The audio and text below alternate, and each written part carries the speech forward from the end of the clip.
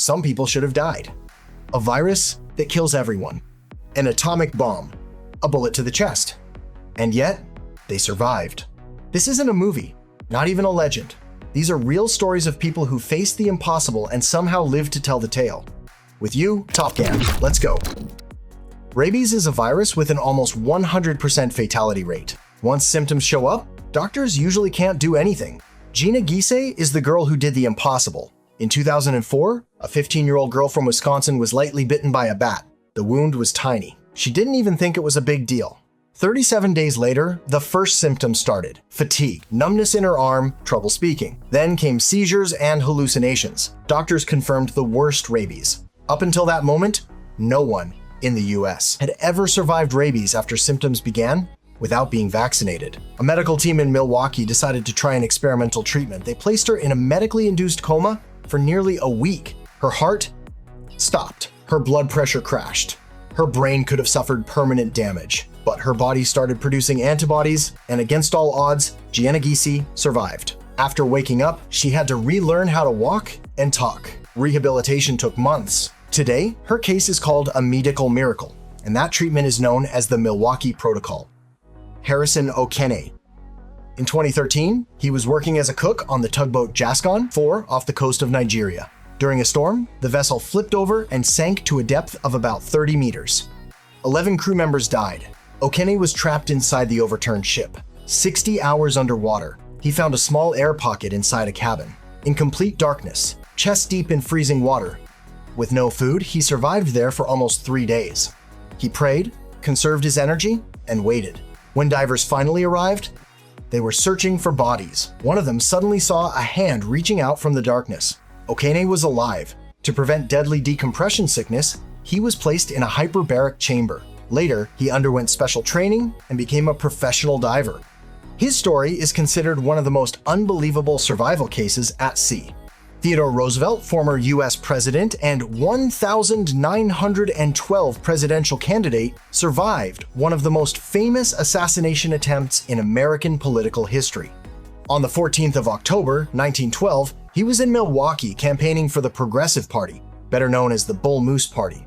Just before giving a speech at a city auditorium, he was shot. The attacker was John Schrank, a former saloon keeper from New York. He fired at Roosevelt from close range. The .38 caliber bullet first went through a metal eyeglass case and then through a folded 50-page speech Roosevelt had in his jacket pocket. That slowed it down enough that it lodged in his chest muscle instead of killing him. Despite being shot, Roosevelt stayed on his feet.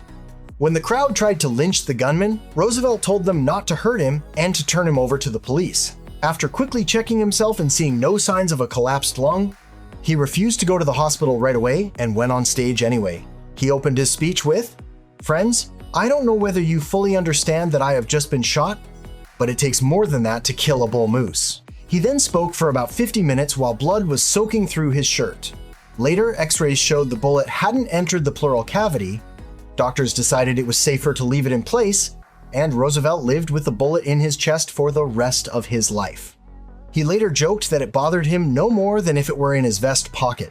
After the shooting, his opponents, sitting President William Howard Taft and Democrat Woodrow Wilson, temporarily suspended their campaigns. Roosevelt was back on the campaign trail just 2 weeks later, saying he felt as strong as a bull moose. Schrank was found not guilty by reason of insanity. He claimed he had acted on instructions from the spirit of William McKinley. The court committed him to a mental institution where he spent the rest of his life.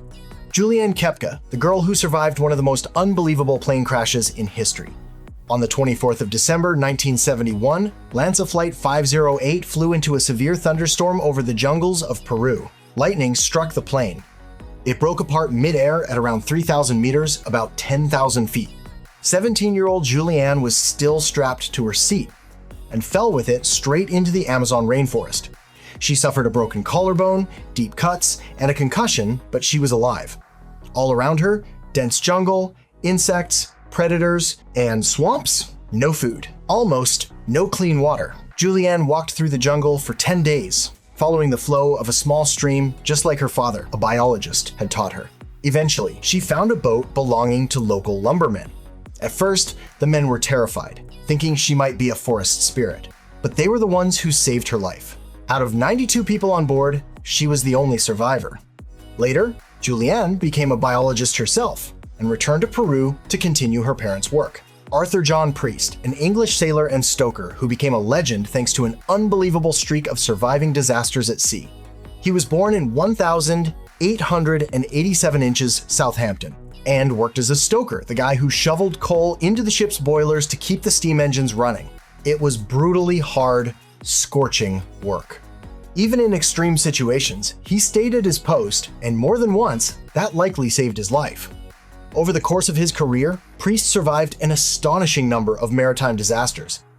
A collision aboard RMS Asturias in 1908, the 1911 collision between RMS Olympic and a British warship, the infamous sinking of RMS Titanic in 1912, the sinking of HMS Alcantara during World War I, the sinking of HMHS Britannic Titanic's sister ship in 1916, and even the torpedoing of SS Donegal in 1917. This unbelievable run of survival turned him into a true maritime legend. He earned the nickname the Unsinkable Stoker. He survived 5 shipwrecks and 2 major collisions, including the most famous maritime disaster of the 20th century, the sinking of the Titanic. After all that, many sailors were reluctant to serve with him. Some believed he was bad luck, that whenever he was around, something went wrong.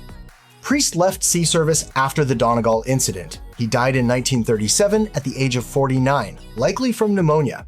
Tsutomu Yamaguchi was a Japanese engineer officially recognized as the only person who was present in both atomic bombings in Hiroshima and Nagasaki in August 1945 and survived them both.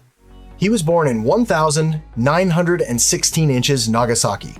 Starting in the 1930s, he worked for Mitsubishi Heavy Industries, helping design oil tankers. In the summer of 1945, he was sent on a business trip to Hiroshima. On the morning of the 6th of August 1945, Yamaguchi was about 3 kilometers, roughly 2 miles from the hypocenter, when an American bomber dropped the atomic bomb on the city. He saw the plane, noticed a flash in the sky, and was thrown by the blast. He suffered severe burns, temporary blindness, hearing damage, and heavy radiation exposure. Despite his condition, he managed to find shelter and survive the night in a bomb shelter. The next day, he returned to Nagasaki with his coworkers. He received medical treatment there, but resources were extremely limited.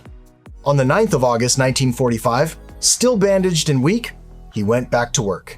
Around 11 a.m., while explaining to his supervisor what had happened in Hiroshima, Yamaguchi was again about 3 kilometers from the epicenter, this time in Nagasaki when the second atomic bomb was dropped. He survived the second explosion without new major injuries, but soon he developed symptoms of radiation sickness, high fever, weakness, and persistent vomiting. After the war, Yamaguchi lived a long life. He became an outspoken advocate for nuclear disarmament, repeatedly speaking out against the use of atomic weapons. He said their greatest crime was the destruction of human dignity. It wasn't until 2009 that the Japanese government officially recognized that he had been present in both cities during the bombings. That same year, he was diagnosed with stomach cancer. He died on the 4th of January 2010, at the age of 93. Sometimes life pushes us to the edge of what's possible. These people survived the impossible. What incredible situations have you survived? Share in the comments. And of course, don't forget to hit like and subscribe just to keep everything in perfect feng shui.